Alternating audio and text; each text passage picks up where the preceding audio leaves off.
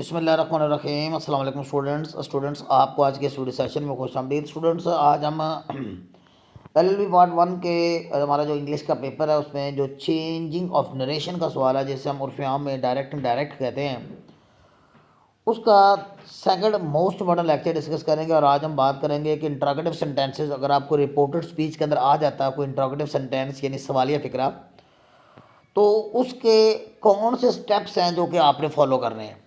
तो स्टूडेंट्स आपको मैं इसके यहाँ पे 5 स्टेप्स बताऊंगा, जैसा कि मैंने इससे पहली वीडियो में आपको असर्टिव सेंटेंसेस यानी बयानिया फिक्रात जो थे उनके 5 स्टेप्स बताए थे और 7 एक्सरसाइज टेस्ट आपके साथ शेयर किया था। इसमें आज हम इंट्रोगेटिव सेंटेंसेस की बात करेंगे। स्टूडेंट्स मैं आपको पहले थोड़ा सा इस वीडियो का ओवरव्यू दे लूँ कि इस वीडियो के अंदर है क्या आपके लिए। स्टूडेंट सबसे पहले तो मैं इंट्रोगेटिव सेंटेंसेस की डेफिनेशन आपके साथ शेयर करूँगा, ये वाली, और इसके बाद आपको बताऊंगा कि दो तरह की टू कैटेगरीज के क्वेश्चन वर्ड्स होते हैं। क्वेश्चन वर्ड्स वाला इंट्रोगेटिव सेंटेंस होता है, उसकी एग्जांपल्स देंगे, और फिर दूसरे किस किस्म के इंट्रोगेटिव सेंटेंस होते हैं, ये 2 कैटेगरीज में हम इसको डिस्कस करेंगे। फिर इसके बाद जो 5 स्टेप्स हैं वो हम डिस्कस करेंगे। ये स्टेप 1 है और फिर स्टेप 2 है। फर्स्ट कैटेगरी वाला जो इंट्रोगेटिव सेंटेंस होता है उसको कैसे सॉल्व करते हैं, इसकी एग्जांपल्स दी गई हैं। फिर सेकंड कैटेगरी के कौन से क्वेश्चन वर्ड्स इंट्रोगेटिव सेंटेंसेस होते हैं, और फिर उसके कुछ एग्जांपल से वजाहत की गई है। और फिर प्रोनाउंस की तब्दीली का असूल जो कि हमने पहले लेक्चर में पढ़ा था 3, 4 और 5, ये आगे मैंने ये रूल्स आपके साथ डिस्कस किए हैं। ये 4th रूल है, ये वर्ड्स की तब्दीली कैसे करनी है और ये वर्ड्स की तब्दीली कैसे करनी है, यानी किस लफ्ज़ को किस में चेंज करते हैं। और फिर इसके बाद 6 कंबाइंड एग्जांपल्स देने के बाद मैंने आपके साथ एक टेस्ट स्टूडेंट एंड पे जाके शेयर करना है, जो कि आप मुझे जो है वो हल करके एक पेज पे सॉल्व करके मुझे भेजें, व्हाट्सएप करें इस दिए गए नंबर पर, मैं आपको चेक करके वापस कर दूंगा, ताकि आपको इस लेक्चर की रोशनी में किस हद तक समझ आइए, मुझे भी थोड़ा सा अंदाज़ा हो जाएगा और आपको भी अपनी प्रिपरेशन का अंदाज़ा हो जाएगा। तो आइए स्टूडेंट्स आगाज़ करते हैं वीडियो का। इस वीडियो में आज हम इंट्रोगेटिव सेंटेंसेस को देखेंगे। तो सबसे पहले डेफिनेशन को देख लेते हैं, इंट्रोगेटिव सेंटेंसेस से मुराद क्या है। इंट्रोगेटिव सेंटेंसेस आर सेंटेंसेस ऐसे सेंटेंसेस होते हैं that ask A question. Note कीजिए, जो सवाल पूछते हैं, यानी सवाल पूछने के लिए इस्तेमाल किया गया जुमला जो है वो क्या कहलाता है, इंट्रोगेटिव सेंटेंस कहलाता है। They are use to get information, ये इन्फॉर्मेशन हासिल करने के लिए, मालूमात कलेक्ट करने के लिए, कोई मालूमात गैदर करने के लिए इस्तेमाल किए जाते हैं। और आमतौर पर इनके एंड पे सवालिया निशान यानी क्वेश्चन मार्क लगा होता है। तो सबसे बड़ी निशानी तो खैर बहरहाल यही होगी कि आप सेंटेंस के आखिर में देख लें कि अगर क्वेश्चन मार्क लगा है तो आपका सेंटेंस क्या सवालिया है। इसके 2 कैटेगरी इसके सवालिया होते हैं। पहली जो कैटेगरी है उसमें क्वेश्चन वर्ड ऐसे सवालिया सेंटेंसेस होते हैं फर्स्ट कैटेगरी में, जिनके अंदर ये वर्ड्स इस्तेमाल होते हैं जिनको हम क्वेश्चन वर्ड्स कहते हैं, यानी स्टार्टिंग विद क्वेश्चन वर्ड्स। कौन से? ये व्हाट है, हु है, वेयर है, व्हेन है, वाई है, हाउ है, हाउ मैनी है, हाउ मच है। तो जब ये इस्तेमाल होते हैं तो जुमला जो है क्या होता है वो इंट्रोगेटिव होता है। जैसे कि यहाँ पे मैंने 3 एग्जाम्पल दिए, आप जानते हैं, what is your name, where are you from, आप कहाँ से हो, वाई इज शी लेट, वो देर से क्यों आई है, वगैरह वगैरह। एक दूसरे होते हैं बेटे जिनके अंदर हेल्पिंग वर्ब्स होती हैं या फिर एक्सेलरीज होती हैं। हेल्पिंग वर्ब आप जानते हैं, is, are, was, were, will, shall को अगर सेंटेंस के शुरू में ले आए ना तो सेंटेंस क्या हो जाता है, यानी सब्जेक्ट से पहले लिखने से सेंटेंस सवालिया बन जाता है, इंट्रोगेटिव बन जाता है।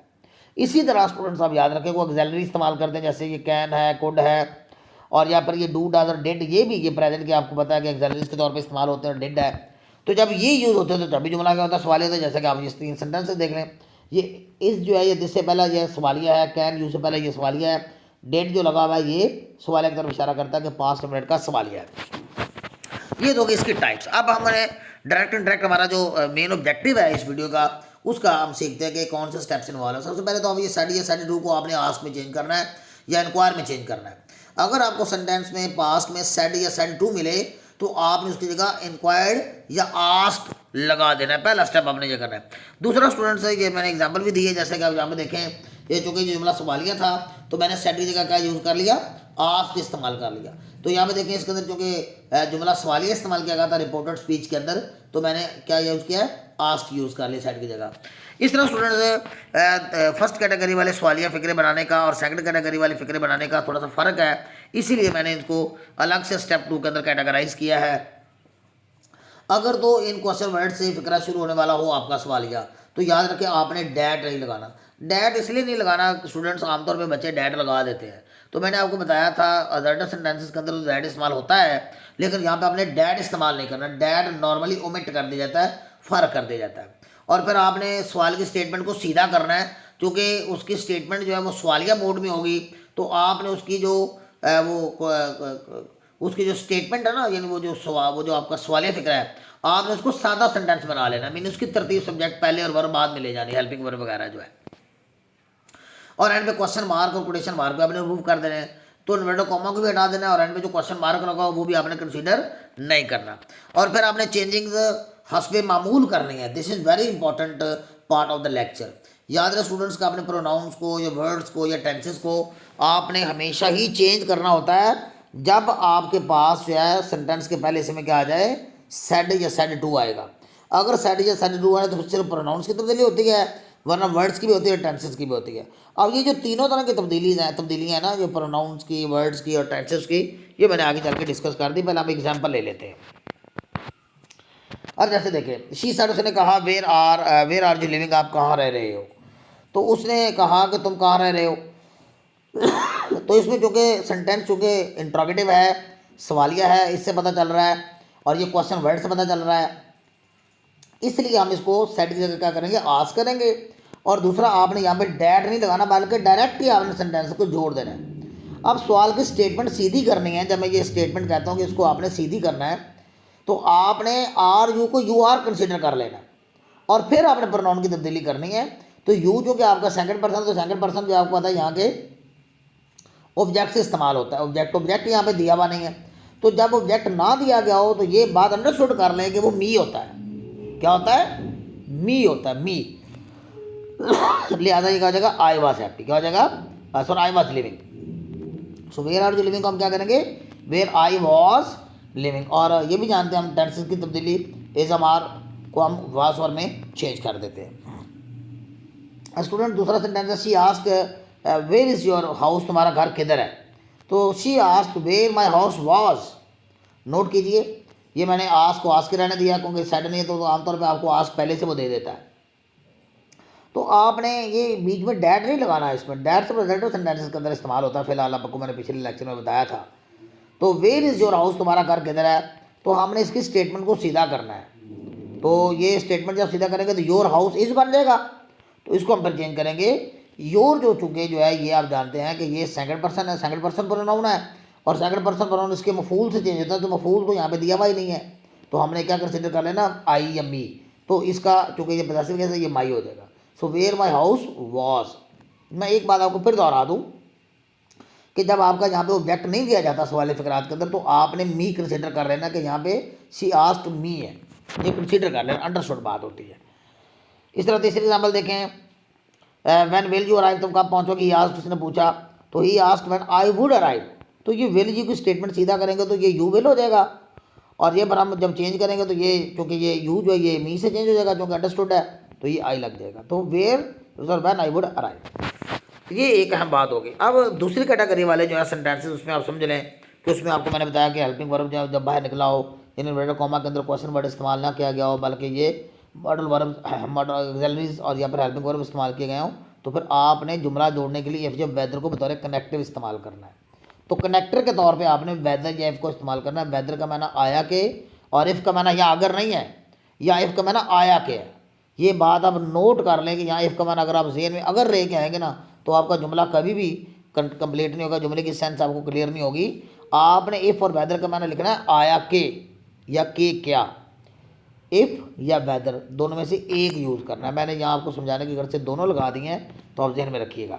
बाकी फिर वही तरीकाकार है कि स्टेटमेंट सीधी करके प्रोनाउंस की तब्दीली तो होनी है, और अगर पीछे से में आस्ट है, पास्ट है, तो फिर आपने वर्ड्स और टेंसेस की तब्दीली भी लाजमी तौर पर करनी है। आइए देखते हैं। He said do you like football, उसने मुझसे पूछा कि क्या फुटबॉल पसंद करते हो। तो चूंकि ये डू इस्तेमाल किया गया, अब ये क्वेश्चन वर्ड तो नहीं है, ये तो ऑक्सिलरी है, और यहाँ पर ये हेल्पिंग वर्ब के तौर पे आया, या यूँ कह लीजिए डू तो प्रेजेंट डेफिनेट में आप अपनी तरफ से लगाते हैं। तो इसीलिए हम इसको जोड़ने के लिए क्या इस्तेमाल करेंगे, इफ या वेदर का इस्तेमाल करेंगे। और डू यू जब ये आपको बता रहा है कि जुमला प्रेजेंट डेफिनेट का है, तो पास्ट में जब करेंगे तो ये पास्ट डेफिनेट आ जाएगा। तो यहाँ ये प्रेजेंट को ज़ाहिर करता है डू यू, ये पास्ट हो जाएगा। सो क्या है कि इफ या वेदर में से एक लगा के आई लाइक्ड फुटबॉल, नोट कीजिए, मैंने इसको पास्ट टेम्पलेट कर दिया।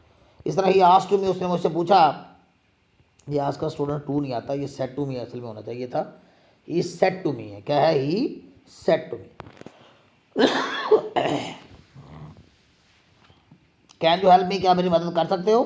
हुनैन बेटे एक गिलास पानी लेके आना। कैन यू हेल्प मी, क्या मेरी मदद कर सकते हो। तो ही आस्क्ड इफ, ये वेदर लगा के बेटा आपने क्या यूज़ करना है, I could help him, I could help him. आपने नोट कर रही है क्या हुआ है, ये हुआ है जनाब कि आपने कैन को कोड कर दिया, क्योंकि पहले ऐसा पास्ट था, इसलिए कैन को टेंस की तब्दीली भी करनी पड़ेगी। ये सेकंड पर्सन है, सेकंड पर्सन ऑब्जेक्ट से चेंज होता है, आई हो जाएगा। ये फर्स्ट पर्सन है, आप जानते हैं फर्स्ट पर्सन प्रोनाउन, तो ये सब्जेक्ट से चेंज होता है, तो ही कैसे चेंज हो जाएगा, मी ही से चेंज हो जाएगा, तो ये हिम हो जाएगा। अब चूंकि ये एक ऑब्जेक्टिव केस है, इसलिए हम इसको हिम इस्तेमाल करेंगे। इस तरह से she said are you ready, क्या तुम रेडी हो, तो शी आस्क्ड इफ, ये वेदर लगा के आई वॉज रेडी, तो चूंकि ये ज़मार का जुमला है हम इसको वाज वर में कर देंगे, और फिर इफ ये वेदर में से हम एक चीज़ लगाते हैं। तो स्टूडेंट्स बहुत ही आसान सी बात है, और स्टेप 3 के अंदर आप जानते हैं कि फर्स्ट पर्सन प्रोनाउंस और सेकंड पर्सन प्रोनाउंस और थर्ड पर्सन प्रोनाउंस की तब्दीली का असूल मैंने पहले भी डिटेल के साथ आपके साथ डिस्कस कर दिया हुआ है। बहरहाल आप इसको लाजमी याद रखें स्टूडेंट्स कि अगर फर्स्ट पर्सन वाले प्रोनाउंस आते हैं रिपोर्टेड स्पीच के अंदर, तो आपने उसको किससे चेंज करना होता है, ये देखें सब उसके रिपोर्टेड स्पीच के सब्जेक्ट से चेंज करना होता है।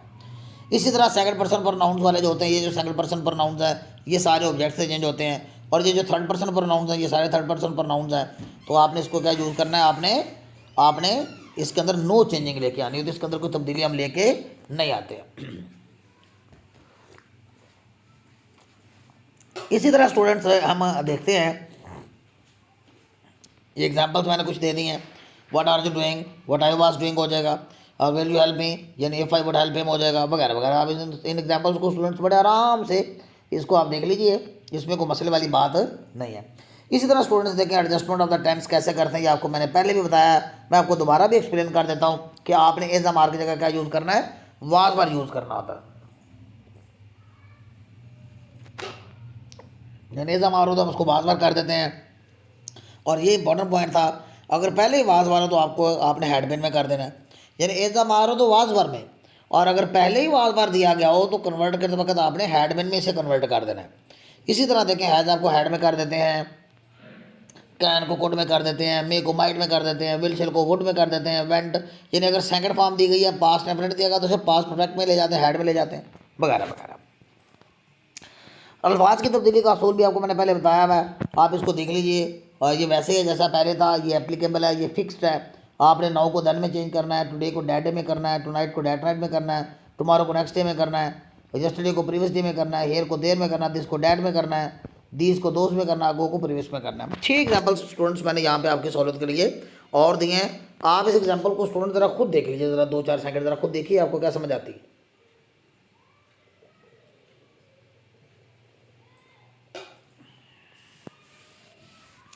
जी अब ये देखें, मैं आपको एक्सप्लेन करता हूँ। अब ये तो आप जानते हैं कि ये फर्स्ट कैटेगरी वाला सवाल सेंटेंस अंदर दिया गया है, जो कि हु से शुरू हुआ है। इसके अंदर पास्ट डेफिनेट है, यानी हम जानते हैं कि सेकंड फॉर्म है, और जब ये पास्ट डेफिनेट है तो ये क्या हो जाएगा, पास्ट परफेक्ट में चली जाएगी। हेल्प्ड जो है ये हैड हेल्प्ड में हो जाएगी। यू सेकंड पर्सन होता है, सेकंड पर्सन आप जानते हैं रिपोर्टिंग के ऑब्जेक्ट से चेंज होता है, तो ये क्या हो जाएगा, मी हो जाएगा।